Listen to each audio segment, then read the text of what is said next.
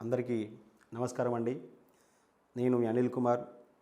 మొన్న ఇదే media channel ద్వారా కొన్ని వాస్తవాలను బయటికి తీసుకొచ్చాను. గ్రేటర్ హైదరాబాద్లో మేడిపల్లి పోలీస్ స్టేషన్లో జరిగినటువంటి 3 నెలల తర్వాత ఛేదించిన హత్య కేసు గురించి నేను మాట్లాడడం జరిగినది. బక్కయ్య అనే వ్యక్తి చెంగిచెర్ల నివాసి. తనని జనవరి 2న హత్య చేసి 3 నెలల తర్వాత తనని ఈ కేసును ఛేదించిన పోలీసులు చాలా మిస్టరీగా ఉన్న కేసుని ఎంతగా శ్రమించి వాళ్ళు ఈ కేసును ఛేదించారు. బాధితుల కుటుంబాలకు పోలీసులు న్యాయం చేస్తే ఒకవైపు ఇంకొంతమంది దీంట్లో తప్పుడు కథనాలు అనేది రాసి వాళ్ళని ఇబ్బందులకు గురి చేస్తూ ఉన్నారు. కొంతమంది రాజకీయంగా ఉన్న వాళ్ళే కాకుండా వీళ్ళ దాంట్లో కొంతమందిని విసగొల్పి వీళ్ళ మీద బెదిరింపులకు కూడా గురి చేస్తూ ఉన్నారు. నేను దయచేసి ఒకటే కోరుకుంటా ఉన్నాను, నేను వీడియో పెట్టిన రోజు నాడే ఒక వ్యక్తి, అంటే నేను పేరు చెప్పదలుచుకోలేదు, ఎందుకంటే వాళ్ళు చేసే తప్పుని మేము వాళ్ళని చూపించదలుచుకోలేదు కాబట్టి మాకు కొంచెము మంచి చెడు ఆలోచించే వ్యక్తులము, సమాజంలో ఒక మనిషి గౌరవాన్ని కాపాడేటువంటి బాధ్యత మాకు ఉంటుంది కాబట్టి వాళ్ళ పేరు చెప్పదలుచుకోవట్లేదు. నేను నేను ఒక విషయం చెప్తా ఉన్నా, నువ్వు ఎప్పుడైనా చెత్త తీసినావా? వేరే చెత్త తీస్తావా? అసలు ఈ చెత్త తీసే పని ఏదైతే ఉందో దీని గురించి వాస్తవాలు ఎన్నడైనా చెప్పినావా? నువ్వు వేసుకొని తెల్లటి బట్టలు వేసుకొని బంగారం వేసుకొని పెద్ద పెద్ద కార్లు వచ్చినట్టు ఎంత 1000 కుటుంబాలు ఎందుకు లేవు ఇవ్వాలి? మళ్ళా నేను ఒకటే హెచ్చరిస్తా ఉన్నా, నేను వాళ్ళవి చాలా చిన్న జీవితాలు, అది విషయం నీకు తెలుసు, నీ వెనుక ఉన్న నడిపించే వాళ్ళకి కూడా తెలుసు. నేను ఒకటే హెచ్చరిస్తా ఉన్నా, నేను ఈ గార్బేజ్ పికప్ చేసే అనే వృత్తిని వీళ్ళు చాలా భక్తి శ్రద్ధతో చేస్తూ ఉన్నారు. నేను ఒక ఎగ్జాంపుల్గా వీళ్ళ అకౌంట్ ఎలా ఉంటుంది, వీళ్ళ సంపాదన ఎలా ఉంటుంది అనేది మీకు పూర్తిగా మీకు చెప్పగలుగుతాను. నేను ఇప్పుడు ఈ మీడియా ద్వారా ఒక ఇంటి నుంచి 100 రూపాయలు కలెక్ట్ చేస్తారు వీళ్ళు. దాదాపుగా ఒక ఇంటిలో, అంటే ఒక ఏరియాలో, వీళ్ళకు ఉన్నటువంటి ఏరియాలో 250 ఇళ్ళు ఉంటాయి. 250 ఇండ్లు ఇంటూ 100 రూపాయలు అంటే 25,000 రూపాయలు. దాని తర్వాత హాస్టల్స్, హోటల్స్ అని చెప్పుకుంటూ పోతుంటే అదొక 15,000 20,000 రూపాయలు దాదాపుగా వచ్చే పరిస్థితి ఉంది. అంటే వీళ్ళకి నెలకి 40,000-45,000 రూపాయలు వచ్చే పరిస్థితి ఉంది. కానీ ఇక్కడ ఎంతమంది పనిచేస్తారు? భార్య భర్త ఇద్దరు కలిసి పనిచేయాలి. ఉదయం 5:30కి ఇంటికెళ్ళి స్టార్ట్ అయిపోయి వాళ్ళ పిల్లల్ని స్కూల్కి పంపించుకోకుండా వీళ్ళు బయటకు వచ్చి పొద్దున టిఫిన్ లేకుండా, అన్నం లేకుండా చెత్త కలెక్ట్ చేసి డంపింగ్ యార్డ్కి 2:30కి పోయి డంపింగ్ యార్డ్లో చెత్త వేసిన తర్వాత వీళ్ళ ఇంటి దాదాపు 4 అయిపోతుంది ఈరోజు.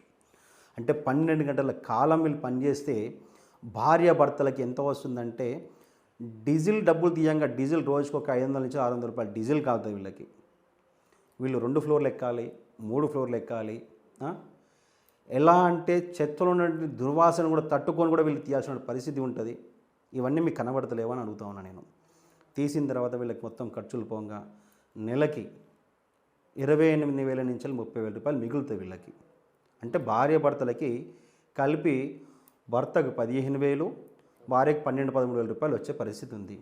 మరి 12,000-13,000 రూపాయల నుంచి వీళ్ళకి మళ్ళీ మీరు అన్న విధంగా బంగారం ఏ నుంచి వచ్చింది? అలా వీళ్ళు కొన్ని మీడియా వాళ్ళు రాశారు. మరి సరే, ఇతని గురించి పక్కన పెడితే మీడియా వాళ్ళు కూడా మీరు అవగాహన తెచ్చుకొని మనం రాయాలిగా వాస్తవాలు. మళ్ళీ మీడియాలో ఏం రాశారంటే పెళ్ళిళ్ళకు కూడా కట్నాలు ఇస్తానని రాశారు. మళ్ళీ పెళ్ళిళ్ళ కట్నాలు ఇచ్చేటువంటి పరిస్థితి ఎందుకు ఉందండి వాళ్ళకి? వాళ్ళు బ్రతుకు తెరువు కోసమే వాళ్ళకు ఈ వృత్తిని ఎంచుకున్నారు. మరి ఈ వృత్తిని ఎంచుకున్నప్పుడు వాళ్ళు బతకడమే కష్టంగా ఉంది. మళ్ళీ అలాంటి పరిస్థితుల్లో మరి వీళ్ళు ఎలా ఈ తప్పుడు కథనాలు రాశారు నాకు అర్థం కావట్లేదు. నాకు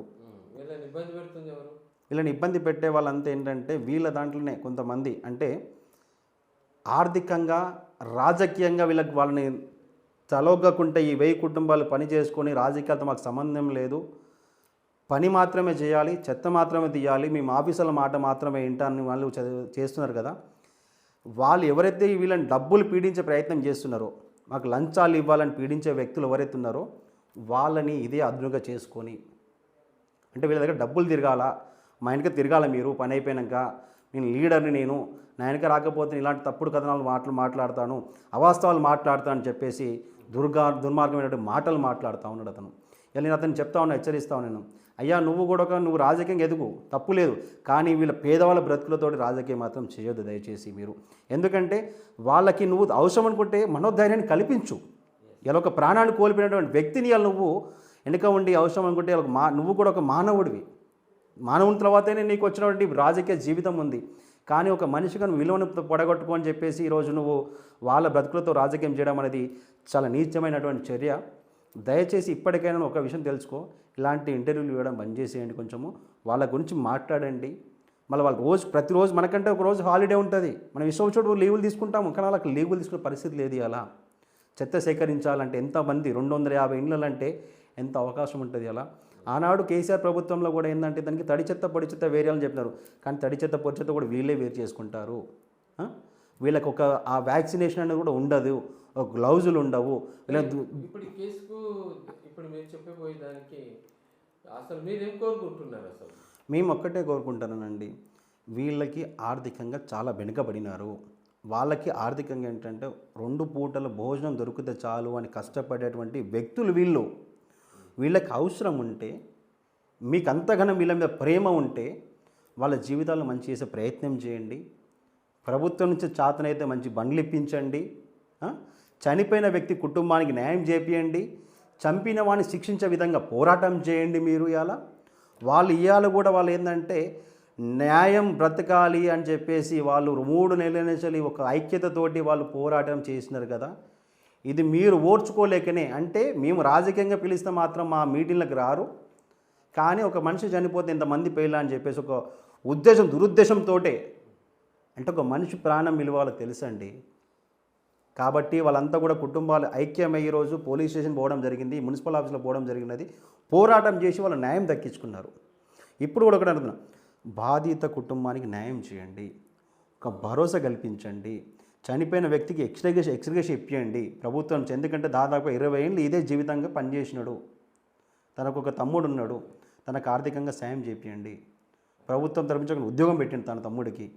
అలా చేయండి తప్పించి తప్పుడు కథనాలు మాత్రం దయచేసి ఎవరు కూడా రాయకండి. మిమ్మల్ని ఒకటే కోరుకుంటున్నాము, అయ్యా ఇది రాజకీయం చేయాల్సినటువంటి సమయం కాదు. ఇది మనిషి ప్రాణానికి రాజకీయానికి సంబంధం లేదు. అవసరం అనుకుంటే మీరు ఒక పని చేయండి, మీరు మా దగ్గరికి వస్తే పూర్తి సమాచారం నేనే ఇస్తాను, మీకు తీసుకొని వాస్తవాలకు తెలియజేసే ప్రయత్నం చేయండి.